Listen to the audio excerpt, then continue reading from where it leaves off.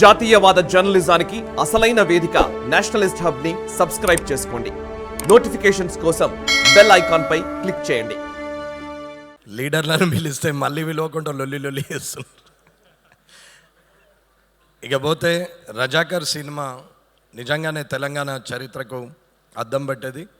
గతంలో గుర్రపు డెక్కలు సప్పుడు వచ్చినా, రజాకర్లు వస్తున్నారని బండి చప్పుడు వచ్చినా అందరూ కూడా పారిపోయి చైన్లలో దాచుకునే, గడ్డివాములలో దాచుకునే సందర్భం.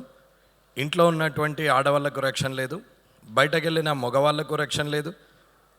పంట పండించిన రైతు తినే వరకు కూడా అది గ్యారంటీ లేనటువంటి సందర్భం.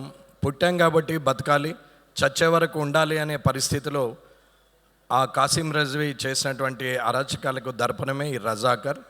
ఈ రజాకర్ సినిమాని చూసి అందరూ కూడా గత చరిత్రను తెలుసుకుంటూ, గతంలో జరిగింది, ఎంతమంది ప్రాణాలు కోల్పోయారు, ఆ రజాకర్ వ్యవస్థని కూలదోయడానికి ఎంతమంది పోరాడారు, పోరాడిన వాళ్ళ జీవితాన్ని చూసి ఆ తర్వాత తరానికి ఎంతటి మంచి జీవితాన్ని ప్రసాదించారు అనేది చూస్తే, నాటి స్వాతంత్రం నుంచి కూడా 18-20 ఏళ్లలో కూడా చనిపోయి స్వాతంత్ర సమరయోధులుగా ఉంటే ఈరోజు ఈ డయస్ మీద ఇవాళ వివిధ రంగాల్లో అందరూ కూడా స్వేచ్ఛగా బతకడానికి కారకులైనటువంటి ఆ సమరయోధులు, అమరవీరులు, వారందరికి కూడా ధన్యవాదాలు తెలియజేస్తూ, రజాకర్ సినిమాని తీయాలని ఆలోచన వచ్చినటువంటి ఒక రాజకీయ నాయకుడై ఉండి కూడా సినిమాలు చరిత్ర పుటల్లో ఉండాలి, చరిత్రను తీసుకురావాలని చెప్పి ఆలోచించి ఇవాళ ఈ సినిమా తీయడానికి ముందుకు వచ్చినటువంటి నారాయణ రెడ్డి అన్న గారికి,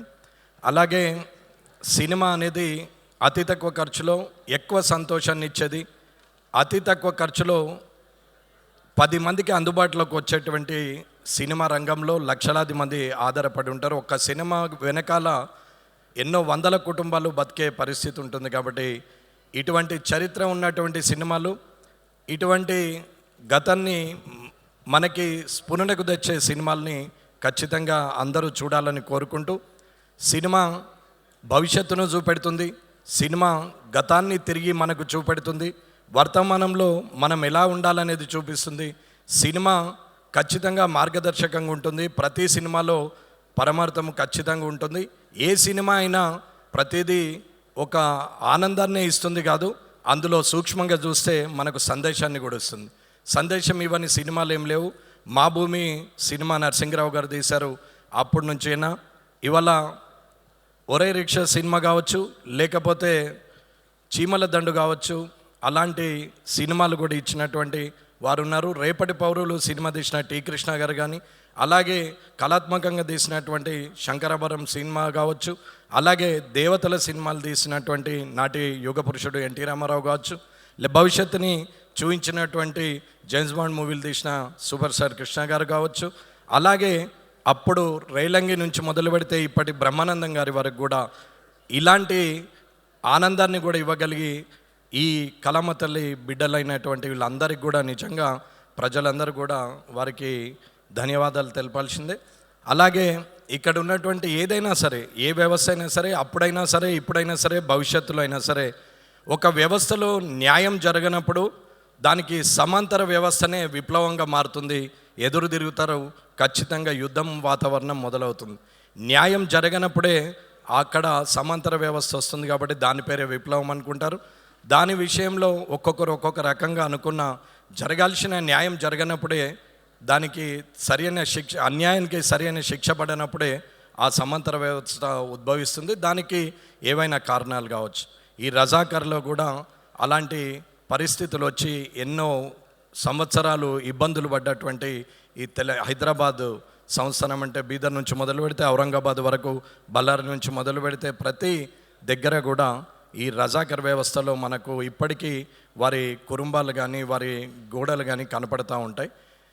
ఇలాంటి సినిమాని తీయడానికి ముందుకు వచ్చినటువంటి, ఇలాంటి సినిమాలో నటించడానికి ముఖ్యమైన అందరూ వచ్చారు. ఇక్కడున్న అందరి సినిమాలు కూడా నేను కూడా చూశాను. అది వేదిక గారిది కావచ్చు, బాబ్ సినిమా గారిది కావచ్చు, లేకపోతే అన్న సినిమా కూడా చాలా సినిమాలు చూసాం. సరే, సినిమా ఎక్కడో టీవీల ముందర చూసిన సుమ గారిని డైరెక్ట్గా చూసే అవకాశం కూడా వచ్చింది. కాబట్టి వారు మాట్లాడేది కానీ రాజీవ్ కనకాల గారు కానీ అది ఎప్పటి నుంచో చూస్తూ ఉంటాం టీవీలో. నేను కూడా మీ మామగారి ఇన్స్టిట్యూట్లో ట్రైనింగ్ తీసుకోవాలని వచ్చి మరి మళ్ళీపోయి రాజకీయ నాయకుడికి వచ్చాను. లేకుంటే మీ లైన్లో నేను కూడా అయ్యేవాన్నేమో. ఏదున్నా అన్న మనిషి బతకాలనుకున్నప్పుడు తనకు కావలసినంత ఉంచుకొని ఎదుటి వాళ్ళకి నలుగురికి ఇవ్వగలిగే మనసు ఉండాలి, సింప్లిసిటీ ఉండాలి, డౌన్ టు ఎర్త్ ఉండాలి. ఏదున్నా శాశ్వతంగా ఉండేది పేరు తప్ప తన గుణం తప్ప ఇంకేమీ ఉండదు. ఏది చూసుకొని విర్రవీగిన తిరిగి మనము చేరాల్సింది భూమి మీదకే. కాబట్టి మనం ఎక్కడి నుంచి వచ్చామని చూసుకొని ఎక్కడికి ప్రయాణం చేయాలనేది ప్రతి నిమిషము ఒకసారి వెనక్కి మరి చూస్తే మన గతం మనకు తెలుస్తుంది, మన వర్తమానము అర్థమవుతుంది, రేపు భవిష్యత్తు కూడా మన కళ్ళకు కనిపిస్తుందని తెలియజేసుకుంటూ ఇక్కడికి విచ్చేసిన పెద్ద ఈ కళామ రంగానికి ఉన్నటువంటి మీ అందరికి కూడా ధన్యవాదాలు చేస్తూ ముగిస్తున్నాను. జై హింద్, జై Bharat. Thank you sir, thank you so much. ఈరోజు ఇంత ఓపిక్గా వచ్చి మీరు కార్యక్రమం ఆద్యాంతం కూర్చున్నందుకు ధన్యవాదాలు తెలియజెప్తున్నాము. అండ్ ఇప్పుడు మా నిర్మాత గారు మాట్లాడే ముందు మా యాటా సత్యనారాయణ గారి బెటర్ హాఫ్ నవీన గారిని వేదిక మీదకి రావాల్సిందిగా రిక్వెస్ట్ చేస్తున్నాము. Yes, of course behind every successful man there is a woman అంటారు, కానీ నువ్వు అక్కడ ఫ్రంట్లోనే కూర్చొని ఉన్నావు. నవీన గారు మీరు ఇటే very fantastic actress and also ఈ మూవీకి ఎంతో సపోర్ట్ని అందించినటువంటి